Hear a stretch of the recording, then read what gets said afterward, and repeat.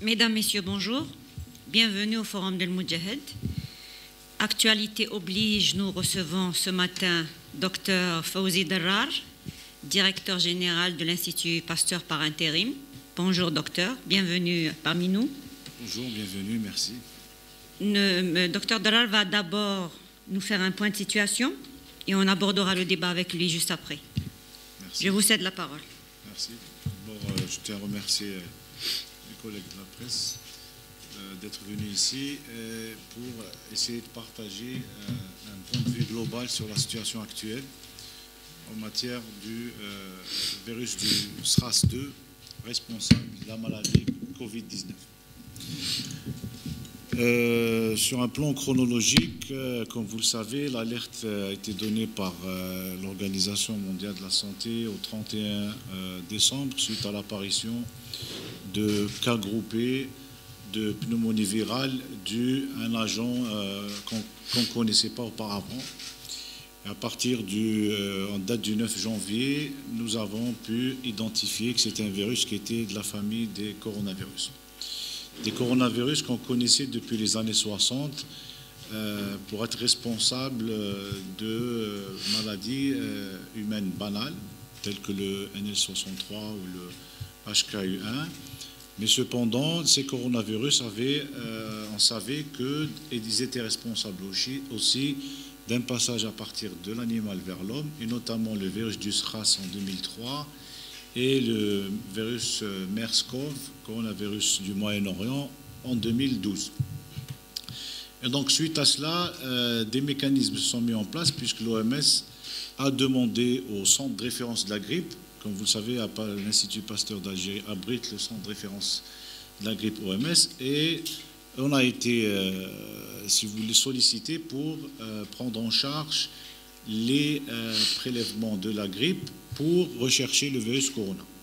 On s'est dit peut-être qu'il y avait du corona qu'on ne connaissait pas avant.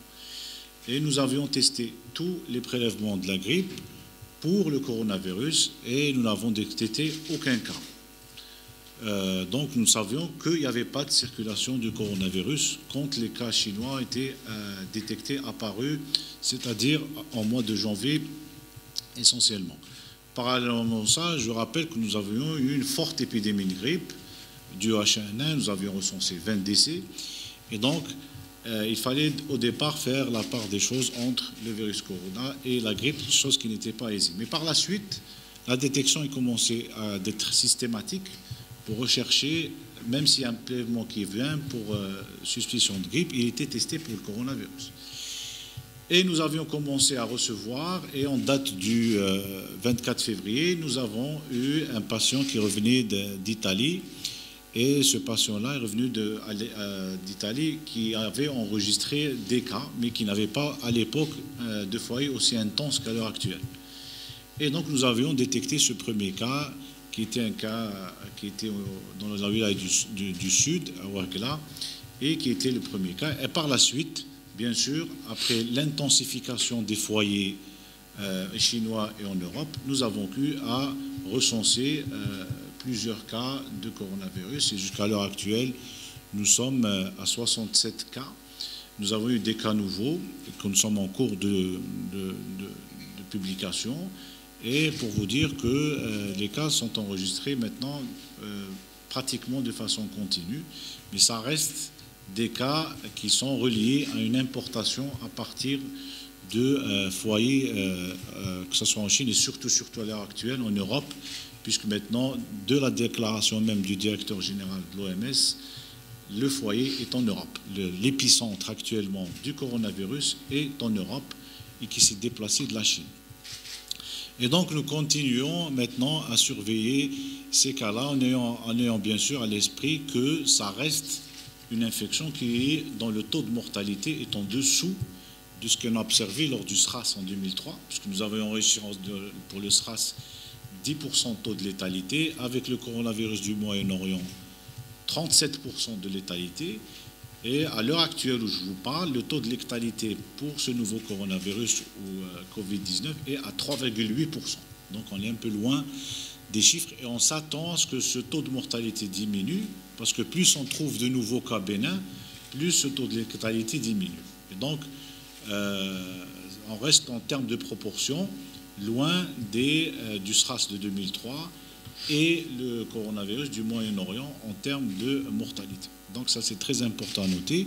Maintenant, il y a beaucoup de choses qui ont été, jusqu'à l'heure actuelle, découvertes sur le virus en un temps record grâce aux technologies. On connaît maintenant, par exemple, le récepteur de ce virus-là dans le corps humain. Parce que c'est un virus qui est venu de l'animal, donc on se posait la question comment il arrivait à infecter l'homme et être responsable de pneumonie. On sait maintenant qu'il y a un récepteur que reconnaît ce virus-là pour entrer au niveau du corps humain. Et donc, ça ouvre les perspectives pour les aspects thérapeutiques du virus-là, de cette pathologie-là, et des aspects de vaccin, même si on est encore tôt pour parler d'une vaccination disponible. Par contre, les perspectives thérapeutiques sont là. On sait, par exemple, que ce virus-là peut être responsable d'un syndrome bénin, et ça, c'est surtout la majorité des cas, plus de 80% des cas, c'est des cas qui ressemblent à une grippe bénigne. Et dans certains cas, surtout, c'est les sujets âgés de plus de 80 ans et qui ont des comorbidités, c'est-à-dire qui souffrent, par exemple, d'hypertension artérielle ou de diabète, sont plus à risque de complications par cette pathologie ou par ce virus-là. Et c'est pour ça que toutes les mesures préventives dont vous avez entendu parler, qui ont été énumérées par Monsieur le Président de la République, sont basées sur ces données-là scientifiques dont je suis en train de vous parler. Et c'est pour ça qu'on a contre-indiqué, par exemple, d'aller à la mosquée ou d'aller dans les endroits pour les sujets âgés, parce que c'est la tranche d'âge qui est vulnérable par rapport à cette pathologie-là.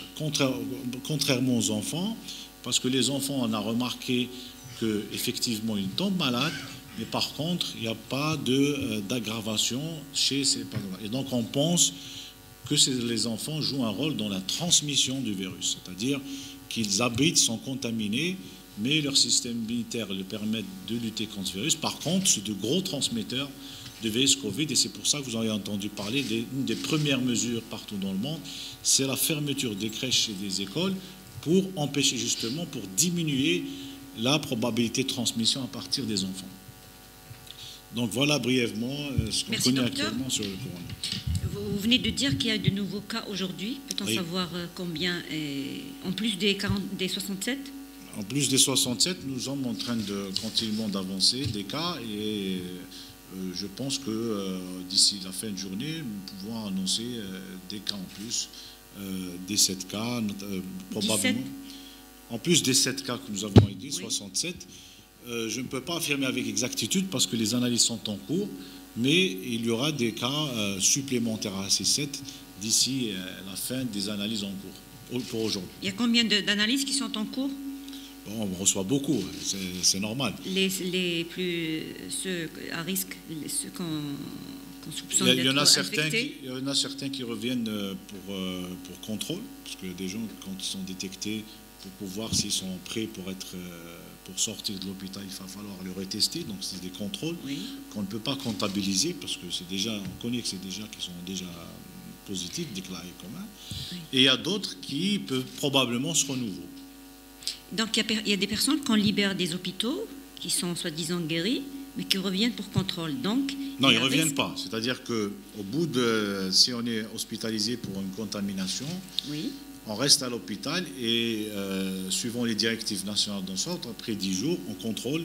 Est-ce que pour la sortie, on refait le test de PCR au laboratoire, qu'on appelle contrôle.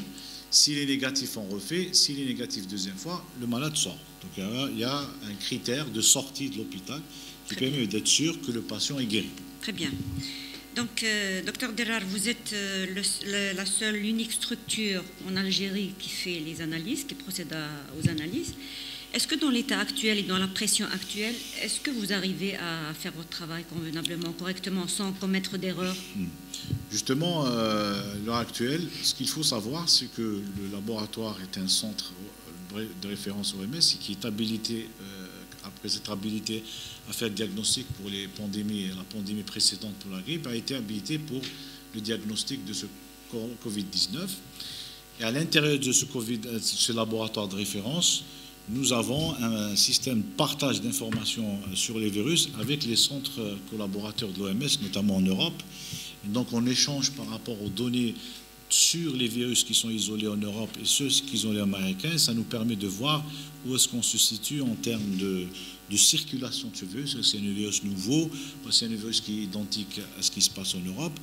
Et nous sommes aussi, parmi les laboratoires de référence au mieux, nous sommes soumis à un contrôle qualité externe, c'est-à-dire il y a des échantillons inconnus qui sont envoyés aux différents laboratoires de référence pour tester les capacités à réagir face à des virus inconnus. Et donc, nous répondons bien sûr correctement à ces contrôles de qualité, ce qui permet à l'Organisation mondiale de la santé, pour nous, d'être toujours à jour en termes d'évolution, parce que les virus évoluent, donc nous sommes obligés de rester au même niveau que les virus qui évoluent actuellement en Europe et aux États-Unis, et aussi dans certaines parties asiatiques où il y a une circulation intense, telle que la Corée du Sud, par exemple. Est-ce que les capacités de l'Institut Pasteur Algérie est capable de prendre en charge tous les diagnostics, tous les prélèvements, toutes les analyses? Oui. Alors jusqu'à l'heure actuelle, il y a effectivement une grande tension sur l'Institut Pasteur, mais à l'heure actuelle, d'après l'évolution des cas, l'Institut Pasteur arrive à répondre à la demande en matière de tests. Mais il est clair que, dans un second temps, nous mettons en place parallèlement des structures à l'est, à l'ouest, pour essayer de décentraliser l'activité de diagnostic, suivant bien sûr les orientations de Monsieur le ministre de la Santé. Une fois équipés, chose que nous avons fait, par contre, il faudra bien sûr ne pas négliger l'aspect de la formation des personnes qui seront en charge de faire ce diagnostic, parce qu'il faudra bien sûr, à côté de la décentralisation, donner de l'aspect qualité dans la réponse aux demandes des citoyens, notamment ceux qui sont éligibles pour réaliser un test au laboratoire. Vous allez prodiguer cette formation? Exactement, ça fera. Maintenant, oui. Après avoir passé le cap d'équipement de ces structures, nous allons passer un cap de formation de ces personnes-là pour qu'elles puissent réaliser, je l'espère, dans un Combien de centres vont être ouverts sur le territoire national? Actuellement, nous sommes concentrés sur l'est du pays et l'ouest, surtout au niveau des wilayas d'Oran et de Constantine. Et nous espérons même d'autres wilayas. Mais ce qui nous importe peu, c'est que nous ayons un point de chute au niveau de l'ouest et un point de chute au niveau de l'est pour pouvoir répondre à une attente éventuellement qui pourra être plus grande. Donc 2 centres? 2 centres jusqu'à l'heure actuelle. Très bien. Merci, docteur. Est-ce qu'il y a des questions? Oui, allez-y.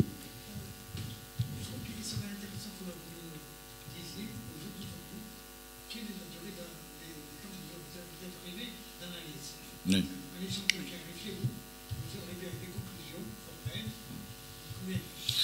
Alors, très bonne question, parce que j'ai entendu beaucoup de questions, on dit en retard, on dit voilà. Alors, pour être clair, l'échantillon qui arrive au laboratoire pour faire un test de Covid-19, le résultat est prêt pour le même jour, c'est-à-dire on rend la réponse le même jour. Mais des fois,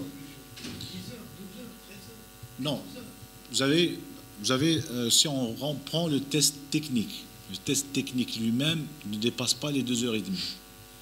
Mais le test technique lui-même ne représente pas la totalité de la prise en charge d'un prélèvement qui arrive.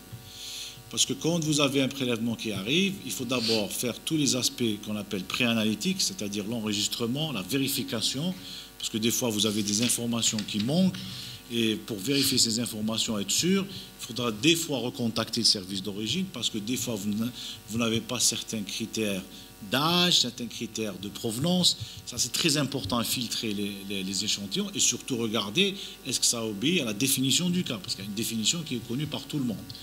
Ensuite, à partir de cela, il faudra traiter un ensemble de prélèvements. Ensuite, il va falloir passer à des étapes où vous allez rendre ce prélèvement totalement inoffensif. Ça, c'est des présences qui sont préanalytiques. Et donc, si on prend en charge globalement, ça dure une journée ou demi-journée. Maintenant, s'il y a de graves cas, si on arrive à avoir des cas graves de crise, par exemple, de détresse, le laboratoire, s'il a l'information nécessaire pour procéder, il peut répondre dans la demi-journée. Vous avez parlé de centres concentrés. Est-ce que ces centres disposent actuellement du nombre suffisant de réactifs?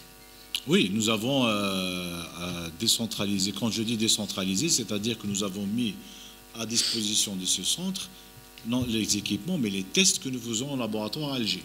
Donc nous avons distribué une quantité pour les démarrages, pour faire face à un démarrage éventuel d'un nombre de cas croissant. Mais, je l'ai dit tout à l'heure, il va falloir penser à l'aspect formation, c'est-à-dire former ces gens-là pour qu'ils puissent répondre efficacement à des analyses virologiques sous pression. Parce qu'il ne faut pas négliger l'aspect pression, parce que quand vous êtes quelqu'un qui travaille d'une façon correcte, en dehors de toute pression, ce n'est pas la même chose si quelqu'un travaille sous une forte pression. Ça, c'est des aspects qu'on prend en compte lors de la prise en charge, de la formation des personnes qui font le test au niveau des laboratoires. Il y a combien de personnes qui font le test, justement, à l'Institut Pasteur? Votre équipe est composée de combien de personnes? À Pasteur, nous sommes composés de 8 personnes. Mais actuellement, l'Institut Pasteur, le centre de virologie à Sidi Ferruch, où est situé le laboratoire de référence, a mis à contribution tous les laboratoires qui existent au niveau. Nous avons plus de 5 laboratoires qui sont des laboratoires de référence pour d'autres pathologies. Ces laboratoires ont été mis à contribution pour aider le laboratoire de référence lui-même à répondre à la charge. Et c'est pour ça que je vous ai dit tout à l'heure qu'actuellement, nous pouvons répondre à la demande parce que nous avons mis à contribution tous les laboratoires de virologie à l'Institut Pasteur. Il y a le ministre de la Santé qui a fait état de l'acquisition prochaine d'une nouvelle technique permettant le dépistage du coronavirus dans un délai très court. Oui. Est-ce que ce matériel a été acheté ou pas encore? Non, nous avons déjà reçu certaines quantités et il faut savoir que la stratégie du ministère de la Santé, surtout les orientations de monsieur le ministre de la Santé, c'est de prendre en charge ce virus-là sur tous ses aspects. Un des aspects de cette prise en charge des Covid-19, c'est de regarder est-ce que les patients sont en train, par exemple, de développer une immunité suite à leur infection. Parce qu'on ne connaît pas beaucoup cet aspect-là dans la population mondiale, parce qu'on sait, par exemple, que l'immunité apparaît après la deuxième semaine. La deuxième semaine de l'infection, vous avez une immunité qui apparaît chez l'autre. Et donc, il y a des tests qui sont actuellement testés et mis dans le commerce, qui regardent cet aspect-là. Est-ce que ces patients-là, il y a une immunité qui s'est développée après avoir contracté ce virus-là? Donc, ces tests-là, comme l'a dit M. le ministre, rentrent dans ce cadre-là de la prise en charge d'une infection. Jusqu'à maintenant, combien vous faites combien il y a de prélèvements par jour? Combien de tests faites-vous par jour? Ben, ce n'est pas le même chiffre, ça aussi de jour en jour, mais on est arrivé à prendre en charge certains jours plus de 130 prélèvements par jour, mais ce n'est pas le cas, c'est une moyenne. Des fois, on reçoit bien moins que ça. Et des fois, c'est une moyenne. Des fois, par exemple, quand vous recevez, il y a des cas positifs qui apparaissent, bien sûr, quand on fait une enquête au cours du cas, le nombre de prélèvements qui arrivent est plus élevé que d'habitude.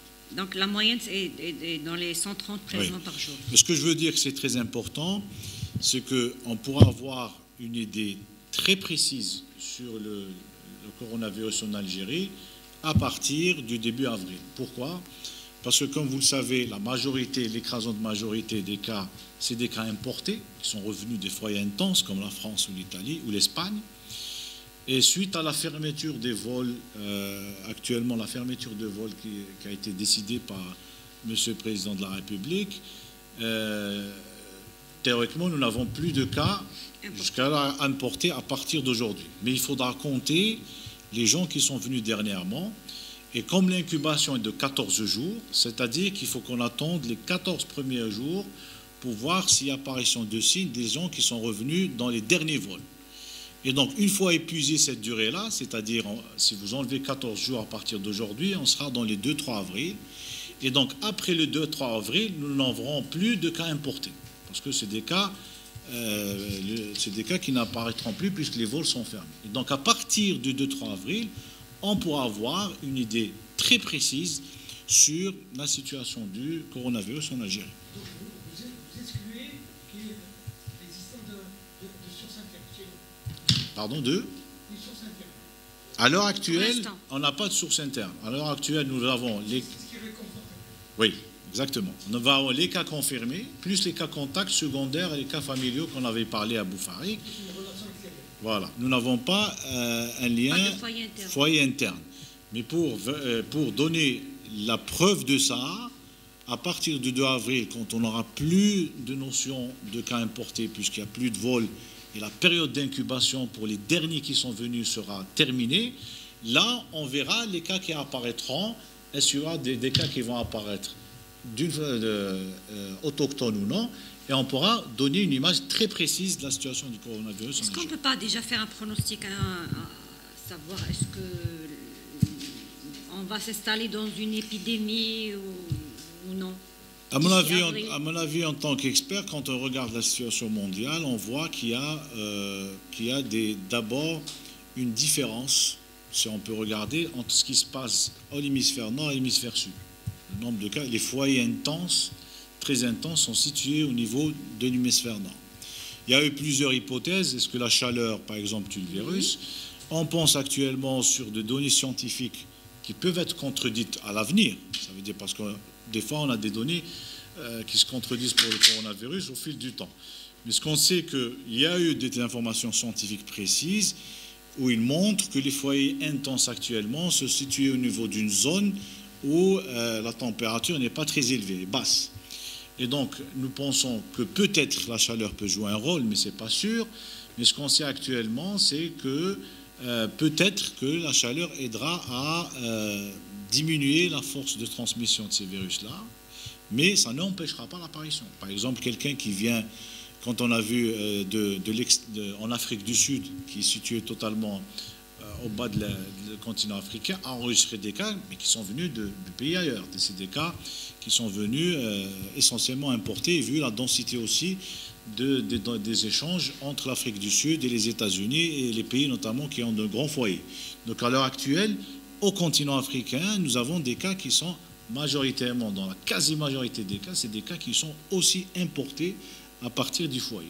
Et bien sûr, nous allons ensuite avoir des données plus précises sur l'impact de la chaleur sur la circulation de ces virus-là. Mais les données scientifiques qui ont été publiées à l'heure actuellement montrent que les foyers intenses sont situés dans des zones où les températures sont basses.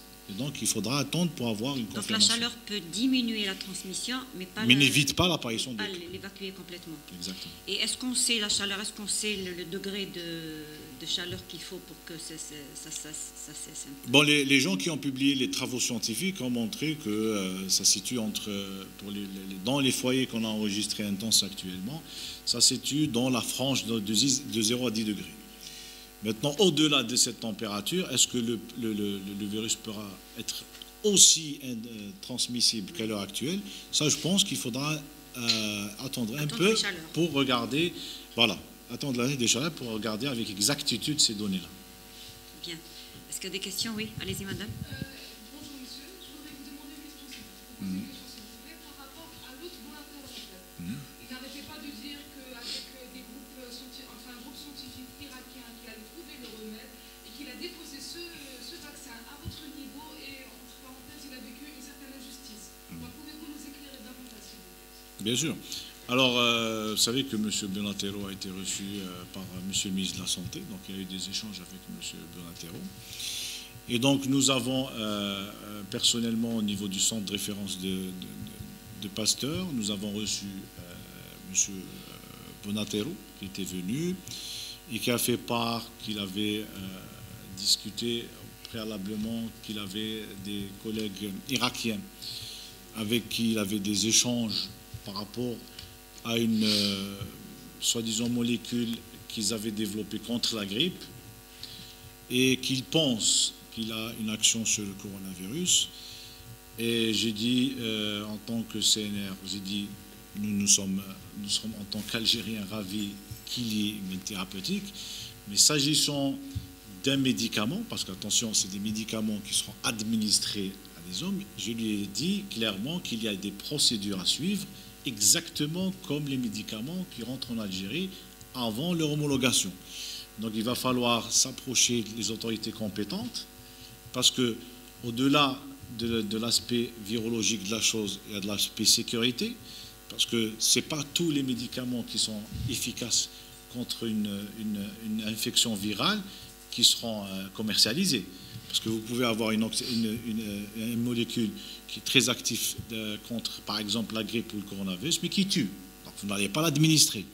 Donc il va falloir suivre une procédure d'enregistrement, protocole d'enregistrement et d'homologation, surtout les aspects technico-réglementaires par rapport à ce processus, pour passer après à une étape qu'on dit analytique, pour voir maintenant est-ce que l'aspect. Et j'ai mis en connaissance M. Bonaterro sur cet aspect-là, pour éviter qu'il y ait une incompréhension ici et là. Parce que si on s'amuse à chaque quelqu'un qui a une petite dose ou un petit liquide de n'importe quelle substance et qui vient vous dire voilà un médicament, on va l'administrer à notre population, il faut être très très prudent. Notre population, c'est des vies saines, donc il va falloir encadrer ça avec tous les arguments réglementaires et sanitaires pour pouvoir ensuite dire qu'on a une molécule efficace. Mais est-ce qu'il y a de l'espoir? Mais déjà, est-ce que c'est pris en charge? Est-ce que ce procédé est en cours? Maintenant, ça appartient à M. Bonaterro de saisir les autorités compétentes, telles que l'Agence nationale des médicaments, pour enregistrer son produit et suivre la voie normale pour que ce médicament soit homologué. Et ça prend combien de temps de suivre la voie normale? Ça peut prendre beaucoup de temps, comme ça peut prendre des fois peu de temps quand il y a une urgence. On peut être amené à enregistrer ce médicament et le contrôler rapidement si on a des données suffisantes sur ce médicament. Mais il faut que nos amis, nos collègues de la presse comprennent que l'Institut Pasteur n'a pas de vocation d'enregistrer des médicaments ni de les homologuer. Pasteur est là, accompagne, donne des conseils, mais il est prêt à aider les autorités compétentes si on veut, par exemple, contrôler ce médicament, on nous demande de vérifier à notre niveau par rapport au virus lui-même. Il n'y a aucun souci, nous sommes prêts à le faire et nous l'avons fait déjà. Mais ça ne nous appartient pas de donner un avis sur un médicament particulier, deux points de vue enregistrement, deux points de vue homologation, deux points de vue mise sur le marché. Ça dépasse les prérogatives et le cadre de l'Institut Pasteur. Est-ce que ça ne vaut pas la peine, dans l'état actuel où est la situation, est-ce que ça ne vaut pas la peine de précipiter un peu les choses pour voir si réellement ce médicament est efficace? Bien sûr, mais ce médicament, même s'il est efficace ou n'est pas efficace, il y a une procédure à suivre. Les procédures à suivre doivent être suivies. Sinon, même en état d'urgence aussi, il faut suivre. Vous savez, à titre d'exemple, on a beaucoup de gens qui sont animés de bonne foi et qui essaient de vous rapporter, par exemple, des plantes en vous disant que cette plante est active sur le coronavirus. Donc, si vous ouvrez cette porte-là, vous allez vous retrouver avec beaucoup de gens qui vont essayer de vous dire thérapeutique. Et nous, notre mission, c'est de donner la vérité au peuple en lui disant il y a de l'espoir dans des traitements qui sont en cours dans des pays développés, dans des pays avec un recul sur le traitement. Peut-être vous avez bien sûr entendu parler de molécules qui sont sorties, qui sont en cours, et ces molécules-là, jusqu'à l'heure actuelle, n'ont pas encore été homologuées par l'Organisation mondiale de la santé. Je ne vois pas pourquoi on veut qu'en Algérie, on déroge à cette règle. Donc, il va falloir suivre certaines étapes. Ces étapes-là sont liées à l'aspect de la sécurité et sont liées à l'aspect de la sécurité surtout du citoyen. Il faut qu'on donne des trucs, des informations et des trucs qui sont sûrs à notre population pour ne pas donner d'ici de vos espoirs ou donner un espoir qui peut se retourner contre la population. Bien. Des questions, d'autres questions? Oui, bien sûr.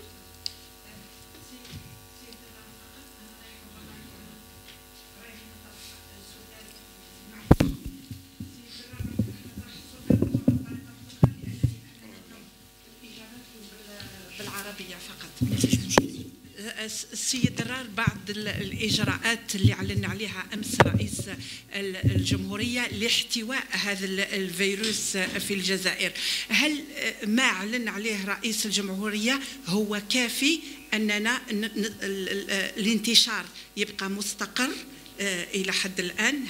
هذا سؤال.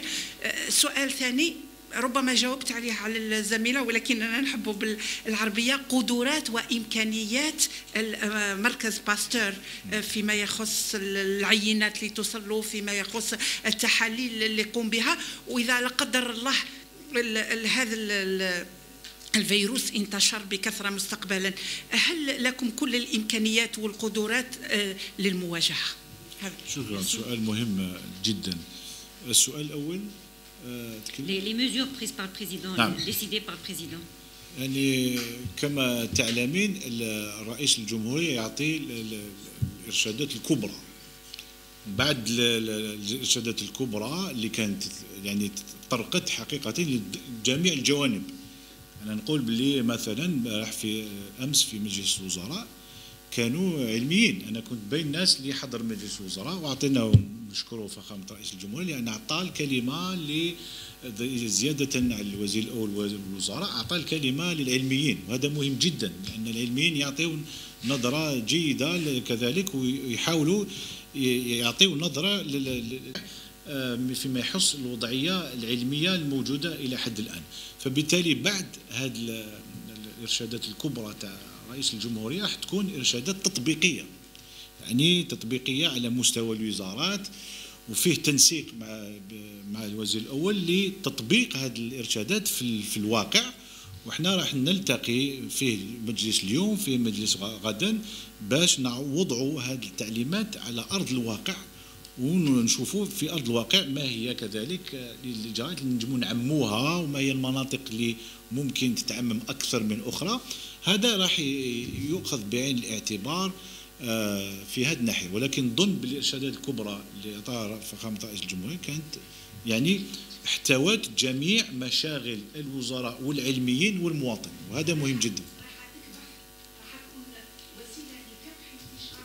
نعم، لأن الاستراتيجية اللي تكلم عنها رئيس الجمهورية، واللي هي حقيقة استراتيجية التي يعمل بها، ما هيش استراتيجية تمنع من ظهور فيروس، استراتيجية راح تسمح بخفض المنحنى إذا كان منحنى تصاعدي. إذا كان مثلا منحنى كما شفناه في دول كثيرة مثل كوريا، المنحنى إذا كان في عم تصاعد، هذه الإجراءات راح تسمح لنا بتنزيل المنحنى باش ما يطلعش إلى أوج القمة، وهذا هو المهم جدا في هذه الحالات. ولهذا مثلا وضع مثلا كما نقولوا حنايا تعقيم الشوارع ولا تعقيم الأحياء، هذه مهمة جدا لخفض حدة إذا وجد فيروس، مثلا غلق الجامعات، غلق المساجد، غلق جميع المحلات، ولا غلق جميع المواقع اللي تنجم تكون فيها كثافة سكانية ولا كثافة. هذا إجراء يعني كما نقولون حساس جدا اللي يسمح بنزل. لأن واش نعرفوا في الكورونا فيروس مثلا الآن، أن إنسان لما يكون مريض يقدر يعدي في نفس الوقت 2 أو 3. أنا مثلا لو كان واحد في هنا في القاعة عنده مريض مثلا بالكورونا فيروس، 3 اللي قدامه 90% يكونوا عندهم مرض الكورونا فيروس. الإجراءات هذه تحاول كما راهي في أوروبا وفي فرنسا الآن، هذه الإجراءات تحاول تنقص عدد الناس الذين يعني كما نقول احنا يتكونتاميناو إلى 1. لأننا نعرفوا إذا كان إنسان مريض بالكورونا ونقل هذا الفيروس إلا 1، هذا راح يخفض منحنى تاع الوباء. هذه تقنيا باش تكون عندكم معلومة. التقييم الآن راح يكون بعد 15 يوم بعد نفاذ الحضانة للأشخاص اللي ولاو مؤخرا في آخر الرحلات. باسم قدرات باستور مثلا في الوهلة الأولى كان المخبر لوحده يشتغل، كنا يعني لحد الآن 60 حالة، يعني قدرنا الآن رانا فتنا لحد الآن 1000 عينة حللت في المخبر، أنا الآن 1200 حاليا. فبالتالي قدراتنا 1200 قدرات لا بأس بها. ولكن لما شفنا بلي كاين تصاعد وفي أوروبا كاين حالة خاصة، يعني جمعنا المخابر اللي موجودة في مركز الفيرولوجيا في باستور كلها الآن تشتغل مع المخبر هذا باش نكثفوا الجهودات خصوصا من ناحيه الاشخاص ومن التقنيه، لان عندنا مخابر اخرى مثل المخبر المرجعي للابوليو، المخبر المرجعي لمرض الايدز سيدا، المخبر المرجعي للالتهاب كبدي، كلها هذه المخابر الان تشتغل مع المخبر المرجعي لمقاومه هذا الفيروس في الجزائر.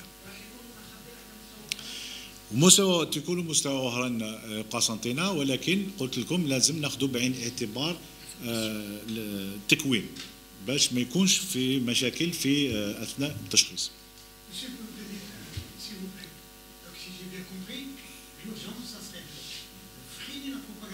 نعم نعم لازم يعني شفنا بلدان مثلا في nous avons vu par exemple dans le pays en Europe ce que nous voyons actuel, si à partir du 100e cas, vous avez les courbes qui sont stables un peu et commencent à demander soudainement. Si on prend l'exemple de l'Espagne, par exemple, l'Espagne était sur une courbe stable de coronavirus et dans les derniers jours, cette courbe-là est remontée soudainement, parce qu'il y a apparu une explosion du nombre de cas. Si nous regardons la France, identique. Maintenant, la France commence à avoir une courbe qui remonte rapidement. Donc à partir du 100e cas, il y a une bifurcation dans la courbe. Mais par exemple, quand on regarde un bon exemple qui est celui de la Corée, on voit que la courbe de la Corée, au bout du 100e cas, est restée quand même un peu stable. Elle n'est pas augmentée telle que les courbes. Parce que nous pensons qu'au niveau de la Corée du Sud, il y a eu une mesure très drastique au départ, parce qu'on a fermé tout au départ de l'apparition de l'épidémie, ce qui fait que la courbe restait quand même un peu stable si on la compare par rapport aux pays tels que l'Italie ou la France ou l'Espagne, où la courbe est vraiment en hausse permanente. Est-ce que confiner la wilaya de Blida ne fait pas partie de ces mesures pour diminuer oui, comme la dans les propagation? orientations de Monsieur le Président de la République, il a été dit que nous pouvons être appelés à confiner à tout moment totalement des régions où on pense que ces régions-là peuvent représenter Jusqu'à combien de cas pour aller vers cette décision? Le nombre de cas enregistrés à l'heure actuelle, peut laisser la décision de confinement différée d'un certain temps. Donc, mais il est clair que ce n'est pas le nombre de cas seulement qui va être déterminant, mais c'est la courbe d'évolution. Si on enregistre aujourd'hui 5 cas, ensuite on enregistre par exemple 5 cas, on enregistre 7 cas, ça reste une situation stable. Mais si on enregistre des écarts, par exemple de 5 cas, on passe à 100 cas par jour, là c'est des courbes qui vont différer et la conduite à tenir différer. Là, il faudra prendre les mesures extrêmes tout de suite. Est-ce qu'il ne faut pas justement prendre les mesures pour ne pas aller vers cette courbe qui remonte? Pourquoi attendre jusqu'à ce que le nombre de cas augmente pour aller vers le confinement? Pourquoi ne pas faire le contraire? Oui, mais actuellement, nous n'avons pas 100 cas jusqu'à l'actuel. Il faut attendre 100 cas pour pouvoir... Il faut attendre l'évolution du nombre de cas pour prendre des décisions pareilles. D'accord, très bien. Oui, allez-y, madame. Toujours dans le contexte, monsieur, nous voyons qu'il y a de très graves virus qui touchent chaque année des millions de personnes. Par exemple, il y a des virus qui n'ont toujours pas eu de remède, comme le sida par exemple, qui frappe l'immunité. Donc ça fait depuis 40 ans bien plus, on n'a pas de remède à cette maladie. Donc nous remarquons également que le coronavirus a été beaucoup publicité. Est-ce que c'est parce qu'il touche les plus privilégiés de ce monde par rapport à d'autres virus? Et d'un autre côté, est-ce que nous ne sommes pas obligés, à un de ces jours, de coexister avec ce virus? Est-ce qu'on risque de ne pas trouver de remède, d'être tout simplement isolé du monde, chaque société isolée? À cause de ce coronavirus, nous avons tout oublié. Nous avons oublié nos proches, les guerres civiles, les conflits, les guerres. Nous avons tout oublié. Donc nous vivons que pour le coronavirus. Donc c'est une publicité, je pense, qui a été faite, qui a été beaucoup faite en fait, alors qu'il n'y a pas que ce virus. Il y a le sida qui est toujours aussi grave. Il y a le H1N1. Il y a la famine qui n'est pas un virus mais qui est un très grave fléau. Donc comment expliquez-vous ça par rapport? Oui, très bonne question, parce qu'effectivement, c'est une question qui revient beaucoup. Mais c'est des pathologies dont vous avez parlé. J'aurais aimé être, par exemple, dans le cadre du sida. Le sida, maintenant, si vous suivez la thérapeutique, vous pouvez rester jusqu'à un âge très avancé. Maintenant, la thérapeutique est très efficace en matière de VIH, attention.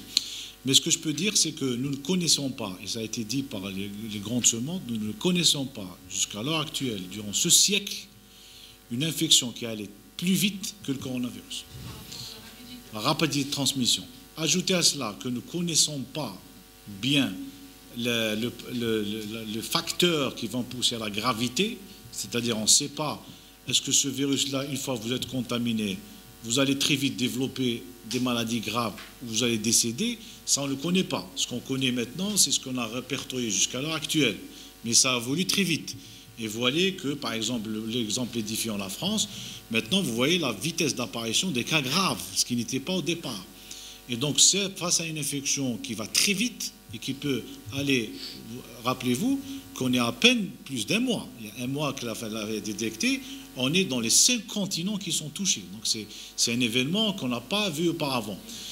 Ajoutez à que nous n'avons pas encore de thérapeutiques disponibles et homologuées à l'heure actuelle, je pense que tout ça justifie l'inquiétude à l'échelle mondiale, mais je pense que, au fur et à mesure que nous connaîtrons ce qui se passe par rapport à cette maladie, nous pourrons savoir est-ce que ça sera rassurant pour l'avenir ou non. Pour la cohabitation, vous avez bien posé, on cohabite très bien avec le virus de la grippe. Oui. Par contre, le virus de la grippe est responsable des dernières estimations de 650 000 décès par an. Donc nous savons que c'est un virus qui tue et nous cohabitons. Je pense que nous pouvons très bien aller vers cette configuration avec ce coronavirus, où c'est un coronavirus qui va circuler pendant un temps, va rendre immunisées certaines personnes. C'est-à-dire les gens qui ont été infectés, guéris, vont développer une immunité. Et plus vous avez des gens qui seront immunisés, plus le pouvoir de cette pathologie va descendre. Parce que si on a plus de gens qui sont immunisés, infectés, ben le nombre de cas qui seront infectés, beaucoup, va ensuite diminuer. Et donc, attendons pour que toutes les données concernant tous les gens qui ont été malades puis guéris, ces gens-là vont nous donner une réponse dans l'avenir par rapport à l'évolution de cette pathologie. Que répondez-vous, docteur, à ceux qui disent que c'est un virus fabriqué en laboratoire? Moi, je pense que il y a beaucoup de spéculations sur ce plan-là, et beaucoup de choses ont été dites. Moi, je pense qu'il faut ramener les discussions vers l'impact sur la santé mondiale. Parce que l'urgence actuellement, c'est de parler ou dire que cet agent a une origine biologique ou a une origine intentionnelle. Qu'est-ce que ça va aider dans la prise en charge des cas graves et des cas qui sont décédés? Ça peut déjà donner qu'il existe un vaccin. Si c'est un virus qui a été fabriqué en laboratoire, cela veut dire qu'il y a un antidote. Non, on ne peut pas dire que c'est un virus qui a été fabriqué dans le laboratoire, parce que même s'il a été fabriqué dans le laboratoire, ce virus a touché tout le monde. Même s'il a touché ceux qui l'ont fait, oui, donc ça revient même, il faudra protéger les gens et c'est ça la priorité. Et maintenant, les vaccins sont en train de l'étude, les molécules antivirales sont aussi en cours d'essais cliniques. Et donc, notre concentration focus va vers la mise à la santé de la population. Des questions? Oui, allez-y. En tant que société civile, je préside une association, je suis dans la rue. Chef d'affaires, comme on le dit. Moi, j'aimerais vous savoir une chose, puisque le président lui-même a parlé des masques. Vous voyez là, en ce moment, les gens vont vers les pharmacies, vont vers les masques.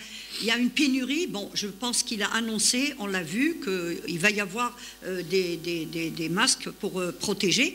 Parce que nous constatons, nous, dans la rue, nous avons fait une sensibilisation de donner des gants, des protèges, pour des familles, pour leurs enfants, parce qu'il y a des handicapés qui sortent dans la rue, ils n'ont pas les moyens et tout, et on essaye de faire. Est-ce que vous ne pensez pas aussi que c'est important de signaler ça? Et autre chose que le président a ordonné l'arrêt des écoles, mais dans la rue, hier, j'ai parlé avec la police pour qu'on empêche ces enfants qui sont dans la rue en train de vendre. Alors, vous voyez, il avec le mouchoir, il avec la bouteille, et c'est risqué, si vous êtes d'accord. Je suis d'accord. C'est le rôle de la société civile de Voilà, et bien je le fais, et je ne suis pas la seule. Bien sûr, et on souhaiterait que vous en parlez pour qu'on puisse quand même trouver une solution. Merci. D'abord, je remercie parce que la société civile joue un rôle extrêmement important. Voilà. Parce que c'est une maladie d'abord qui concerne tout le monde, pas que les décideurs. Il faut qu'il y ait un civisme qui permette de lire. Parce que vous avez beau avoir toutes les décisions opportunes, toutes les décisions efficaces. Mais s'il n'y a pas un civisme au niveau des citoyens, ces mesures seront inefficaces. Parce que, par exemple, vous citez un exemple, les masques. Par exemple, les masques, ne sont pas indiqués pour tout le monde. Parce que si vous n'êtes indiqué, vous allez tomber dans le scénario français où à un moment, il n'y a plus de masques dans des pays qui sont producteurs de masques. Parce qu'il y a deux volets. Il y a l'aspect des gens qui sont malades, même qui ont de la grippe, et l'aspect des soignants. Donc la priorité pour les masques va vers ces gens-là. Maintenant, quelqu'un qui a le masque, il est libre de porter ou non. Mais en termes de politique de distribution de masques ou de stratégie, il est clair qu'on va vers ces deux franges. On ne peut pas aller vers des gens qui n'ont rien. Ça ne peut pas exister dans n'importe quel pays. Et donc ces masques-là, ça vous dit des masques. Moi, j'étais très content, je vous le dis honnêtement, parce qu'en passant dans certains rayons hier dans ces magasins, il y a des gens qui ont mis en place des mesures barrières qui sont extrêmement importantes. Parce qu'en mettre un gel hydroalcoolique, se laver les mains, porter des gants tout le temps dans le magasin est une mesure qui sera très importante pour l'avenir. Parce que sensibiliser, très bien, mais il faut la sensibilisation, toutes ces mesures-là, barrières qui permettent à des virus, comme l'a dit la collègue, de lutter contre des virus autres, c'est des mesures qui doivent s'inscrire dans la durée. Parce qu'on ne peut pas, voilà, un réflexe, vous ne pouvez pas avoir un réflexe si vous n'êtes pas entraîné déjà. Et donc, c'est des mesures, cette, entre guillemets, épidémie-là, il faut qu'elle nous permette de rentrer dans les mœurs de chacun d'entre nous, ces mesures-là qui doivent être mises tout le temps pour essayer de lutter plus tard contre d'éventuelles épidémies ou même cette épidémie-là. Parce que rappelez-vous que ce virus-là, c'était le même virus maintenant on sait qui était en 2003. Il s'est éteint chez l'homme en une année, par contre il a continué à circuler chez l'animal. À l'occasion d'un phénomène qu'on ne sait pas bien actuellement, il a ressurgi en Chine et c'est pour ça qu'on l'appelle le SRAS-2. Mais c'est exactement la famille du SRAS-1. C'est pour ça que je vous dis que, comme l'a dit votre collègue, il faut s'attendre dans le futur à avoir des épidémies qui vont apparaître. Peut-être que malheureusement, il y a des décès dans le monde enregistrés, mais peut-être que cette épidémie va faire rentrer dans les mœurs de chacun d'entre nous qu'il faudrait dorénavant cohabiter avec les agents, mais là, cette cohabitation va se dérouler dans un cadre où je me prémunis, je me préviens chaque fois que je le peux. Peut-on savoir, docteur, comment se fait la transmission? Parce qu'il y a beaucoup d'informations qui sont relayées par les réseaux sociaux. Très bien. Alors, c'est un virus qui est responsable d'une infection respiratoire. Vous comprenez que c'est une transmission aérienne. C'est-à-dire, aérienne, quand vous toussez, vous éternuez, vous transmettez le virus. Parce que ce qui sort, c'est des millions de particules virales. Donc, la propagation va aller très vite si vous êtes proche. Maintenant, on sait, et vous le voyez dans les mesures, que vous êtes très exposé au virus si vous êtes à une distance de moins d'1 mètre d'un cas qui est contaminé ou confirmé. Et donc, les mesures barrières qui découlent de ça, ce qu'on appelle la distanciation. Et vous voyez maintenant, dans certains pays qui sont touchés, européens, asiatiques, qu'on part dans les marchés pour s'approvisionner, et on fait des queues, et on s'organise de façon à celui qui fait la queue à plus d'1 mètre de son prochain. Voilà. Ça, c'est très important parce qu'on sait que c'est des particules virales qui sont un peu grandes. Et ces particules virales qui sont un peu grandes, quand vous éternuez, leur portée dans l'espace ne dépasse pas les 1 mètre. Ça veut dire si vous éternuez, c'est des virus qui sont grands et donc ils tombent tout de suite par terre. Et donc, ils ne dépasseront pas la limite d'1 mètre. Il y a d'autres infections respiratoires, par exemple, comme dans la grippe aviaire, qui sont de très petites particules. Si vous éternuez, l'air qui va les emporter va l'emporter au-delà d'1 mètre. Ce n'est pas le cas pour le coronavirus. Et donc, les mesures qui tendent à faire des barrières d'1 mètre sont des mesures qui sont très justifiées et qui permettent de limiter le risque de transmission si vous êtes dehors et qu'un cas est contaminé. Donc le virus n'est pas volatile, il Exactement. ne vit pas dans l'air. Il ne vit pas dans l'air, sauf dans certaines conditions. Par exemple, si quelqu'un éternue, par exemple, il éternue, il a des signes, il a de l'argent, il éternue, il touche un billet, par exemple, $1000, ce billet de $1000 est clair qu'il sera contaminé. Donc, si vous le donnez à quelqu'un qui le prend, eh ben, il va récupérer ce virus-là de ce billet de banque, par exemple, $1000. Ça m'arrive à dire qu'à côté de l'infection respiratoire, transmission aérienne, par des étournements là, tout, attention aux transmissions manuportées. On a remarqué justement une grande différence avec la grippe, c'est que le pourcentage ou la proportion de transmission manuportée est élevée dans le coronavirus. C'est-à-dire que si vous êtes contaminé, vous touchez une surface, cette surface-là sera contaminante pendant une certaine durée. Combien la durée? Par exemple, si vous toussez, vous contaminez votre veste, par exemple, votre veste pourra être contenue du virus pendant 3 heures. 3 heures. Pendant 3 heures, cette veste-là, celui qui la touchera sera contaminé. Donc le virus vit 3 heures sur Voilà. la Et on s'est remarqué, par exemple, dans d'autres surfaces inertes, par exemple, ça peut aller jusqu'à 12 heures. Et c'est pour ça que la mesure qui va vous permettre d'éviter des contaminations, s'il y a beaucoup de contamination, c'est que d'employer les mesures barrières efficaces. Par exemple, un lavage des mains ou par une solution hydroalcoolique ou par du savon, de l'eau pendant 30 secondes. Il ne s'agit pas de mettre une solution hydroalcoolique, de faire ça et s'arrêter. C'est inefficace. Il faudra, le standard, c'est de rester 30 secondes en train de laver toutes les parties du main. Et à bout de 30 secondes, le virus disparaît. Ça m'amène à vous parler de la règle de base qu'on connaît maintenant d'après tout ce qui s'est passé. C'est que c'est un virus qui est inconnu et qui peut être responsable de beaucoup de cas, mais qu'on peut parallèlement éviter par des simples mesures barrières. C'est ce qu'il faut retenir. Est-ce que le virus vit dans l'eau? Est-ce que l'eau peut transmettre le virus? Jusqu'à l'heure actuelle, ce qu'on connaît ne peut pas, parce que c'est un virus, une fois qu'il est dans l'eau, va diluer. Et cette dilution avec le temps va faire disparaître le pouvoir infectieux de ce virus-là. D'accord. Monsieur le Président, maintenant que tout le monde connaît quels sont les facteurs de contamination, il y a quelque chose qui inquiète. Justement, avec un événement, vous connaissez, après des autres équipes, vous connaissez les conditions dans lesquelles ils sont payés. Oui, je pense que justement, dans la mise en application des directives de M. le Président de la République, le Premier ministre a pris en considération ces aspects-là. Et dans les réunions qui vont permettre de mettre en application les directives du Président, il y a bien sûr ce secteur-là, il y a le ministère du Travail, il y a d'autres ministères qui sont compétents, qui sont en train de prendre en charge ce volet-là. Et vous allez entendre probablement des décisions dans les prochains jours. On dit aussi que les boissons chaudes neutralisent le virus. Est-ce que c'est vrai? Alors, c'est une bonne chose de prendre des boissons chaudes. Parce que c'est un virus qui est un peu qui est fragile, parce que la particularité de ce virus-là, de sa fragilité, qui ne résiste pas à la température, si on le prend tout seul.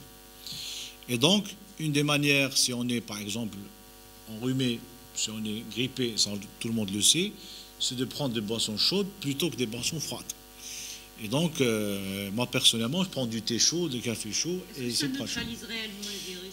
Oui, parce qu'il y a des mesures telles que prendre des boissons chaudes. Il y a aussi dans l'éducation qu'on donne surtout aux enfants, c'est le gargarisme.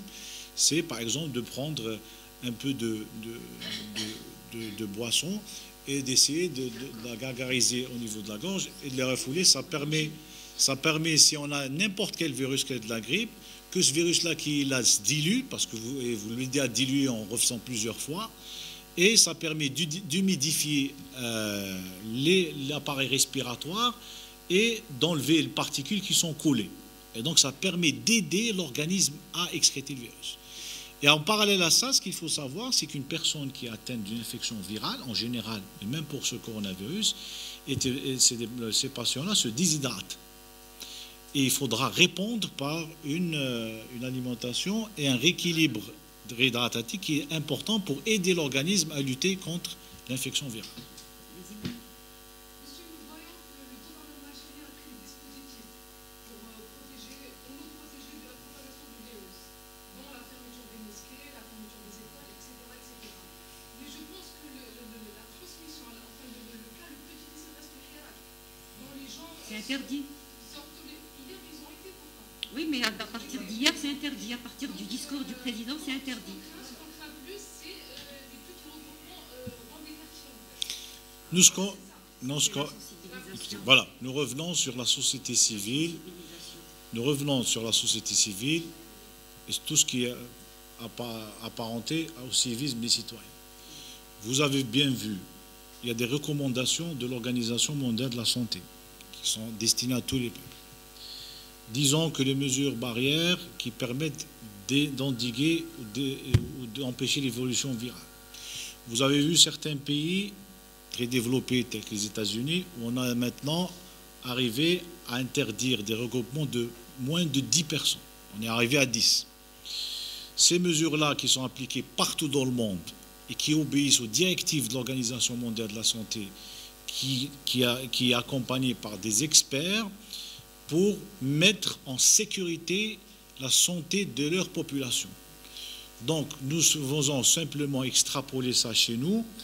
Il appartient, pour protéger la sécurité de notre population sur le plan sanitaire, tout regroupement de quelque nature soit-il va porter atteinte à la sécurité de toute la population. C'est ça qu'il faudra comprendre pour empêcher ça. Maintenant, la nature des regroupements, on ne va pas en parler, mais en tant que technicien, je ne suis pas sûr, tout regroupement va porter atteinte à la santé, à la sécurité de toute la population, puisqu'on peut partir d'un foyer de 10 personnes pour enflammer toute une région entière.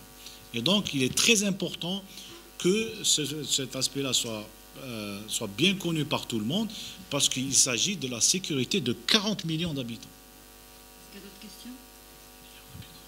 Est-ce qu'on peut connaître quelle est la période de contagiosité? Quand une personne est malade, le virus, il est transmis dans combien de temps? Alors, ce qu'on sait, c'est que on va partir d'une façon chronologique. Vous avez un instant T0 où le virus, le micro-organisme pénètre dans l'organisme. Dans les premiers temps, le temps que ce virus-là se développe dans l'organisme, il n'y a pas de signes cliniques, il n'y a pas de symptômes.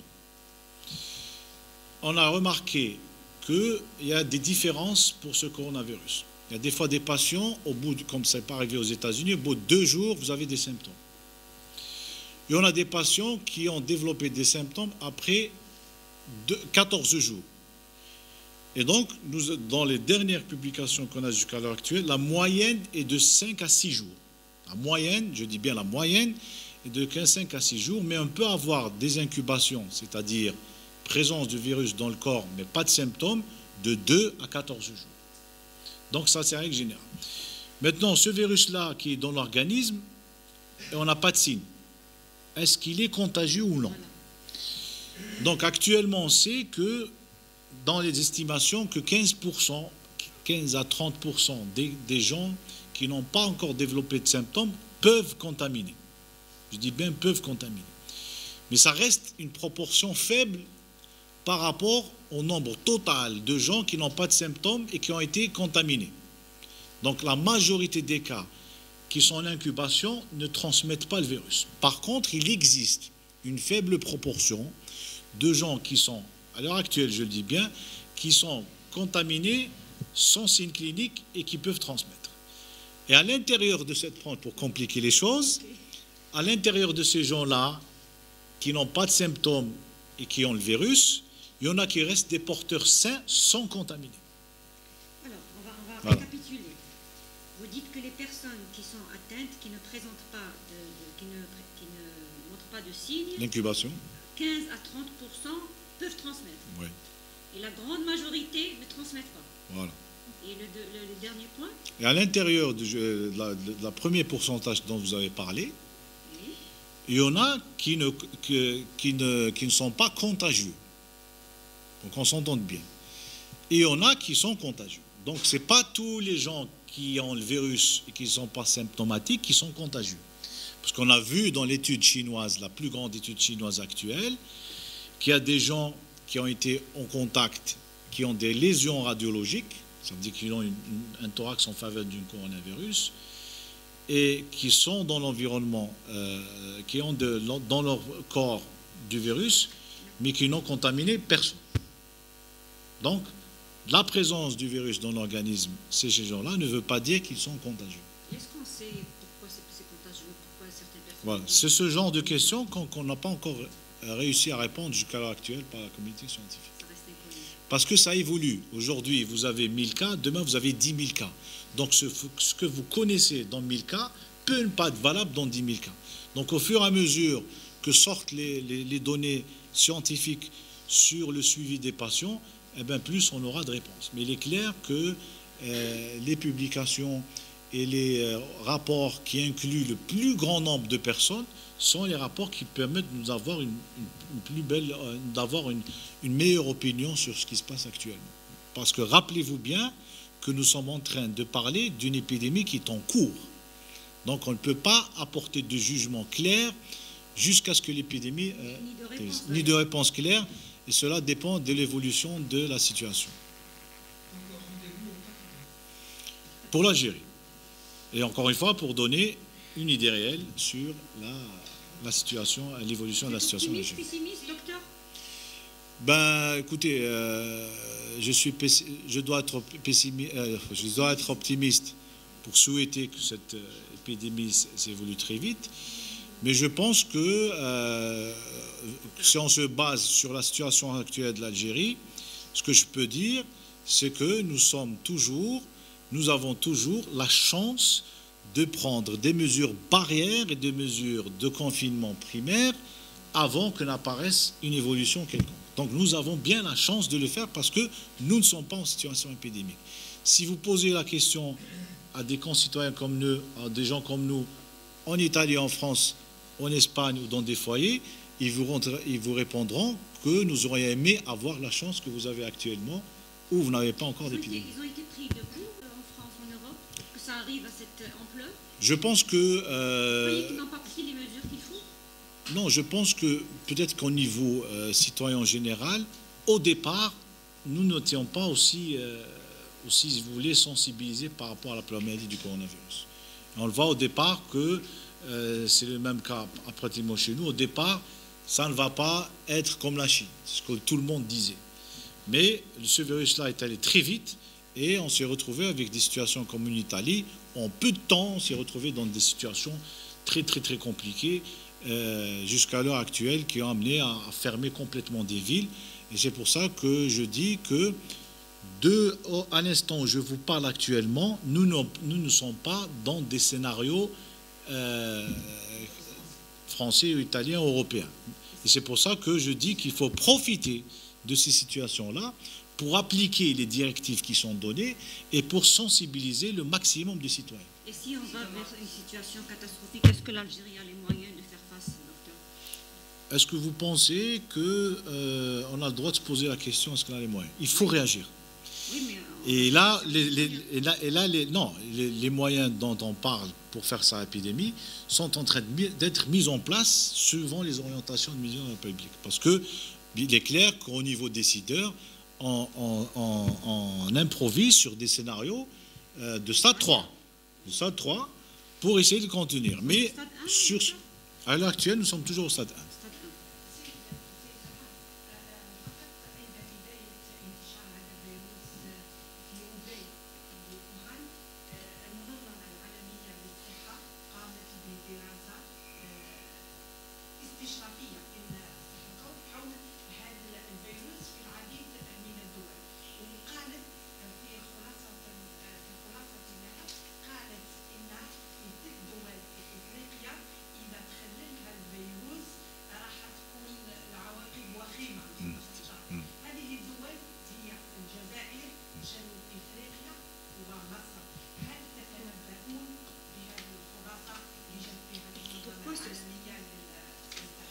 dire ça déjà?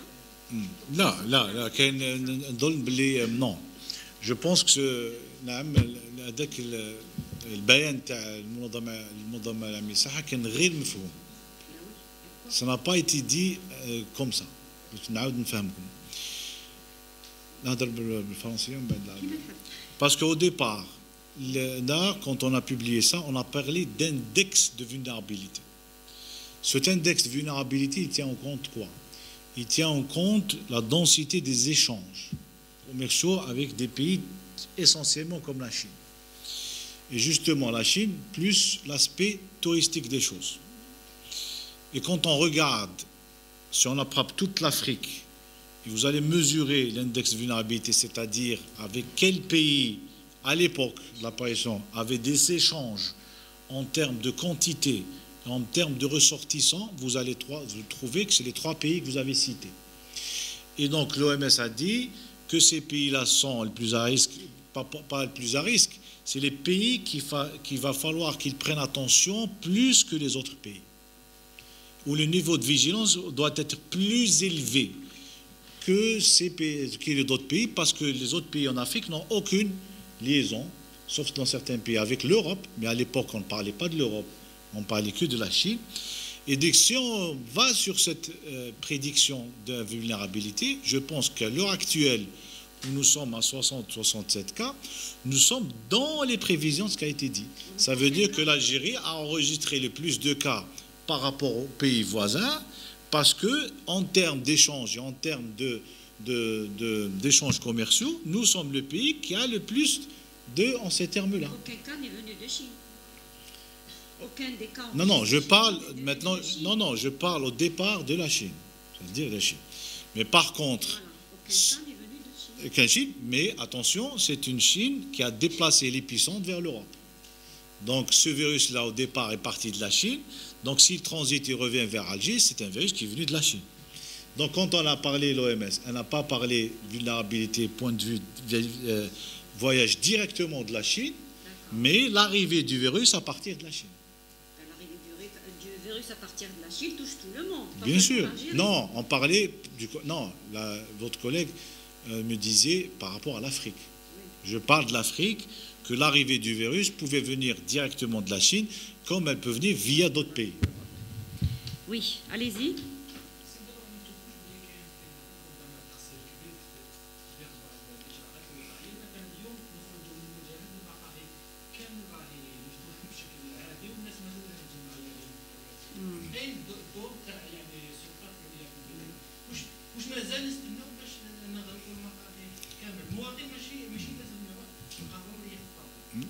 يعني الارشادات الاوليه تعطي انت احنا من مبدا التعامل يعني في مستوى المجتمع نعطيو تعليمات. تقول مثلا واحد اللي عنده مقهى ولا مطعم تقول له حذاري لان تجمع عدد من الناس في المقهى تاعك ولا في المنزل راح يمثل عرضه لانتقال الفيروس. لكن هذه راح تكون توجيهات ولكن ممكن ان تلحق لدرجه كما شفنا في فرنسا مثلا عطاو توضيحات وعطاو ارشادات باش تمنيع التجمعات، بعدين وجد تجمعات في المقاهي، بعدين لحقنا وقلنا ممنوع حل مقاهي. لكن الان الوضع الوبائي في الجزائر غير الوضع الوبائي في فرنسا، ولكن اذا تحتمت تلحق الناس نقول لهم يعني المقاهي لازم تحبس لانه فيه خطر على مول المقهى وعلى الناس اللي راهم في المقهى اولا، ماشي الناس اللي راهم برا.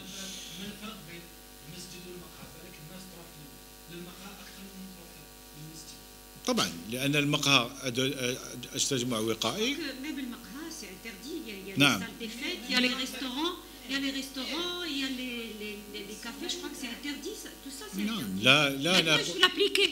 طبعا انا تكلمت عن انا تكلمت عن نعم. Je pourrais reprendre la remarque de mon collègue. Je ne partage pas du tout. Est-ce que la faute est au patron de café ou au client? Les deux. Les deux. Qu'il y a une épidémie. Non, mais je pense. Le motif, c'est qu'il y a un client. Non, au point de vue responsabilité, c'est d'abord le responsable du café. Parce que si on voit en termes de la personne, c'est la personne vient elle-même, mais lui, il est responsable de la totalité des gens qui sont à l'intérieur du café. Et donc, moi, je lance un appel à appliquer les directives pour qu'on puisse, entre nous, s'aider pour vulgariser, pour dire que, attention, nous passons par une période qui peut diffuser le virus. Ces mesures-là sont à même de permettre aux gens qui sont responsables du café jusqu'à l'intérieur de sauver leur vie. Ça, c'est ce qu'il faut comprendre. Bien. Est-ce qu'il y a d'autres questions? Sinon, on va clôturer. C'est bon? Merci beaucoup, docteur. J'espère avoir répondu à toutes les questions. Et espérons que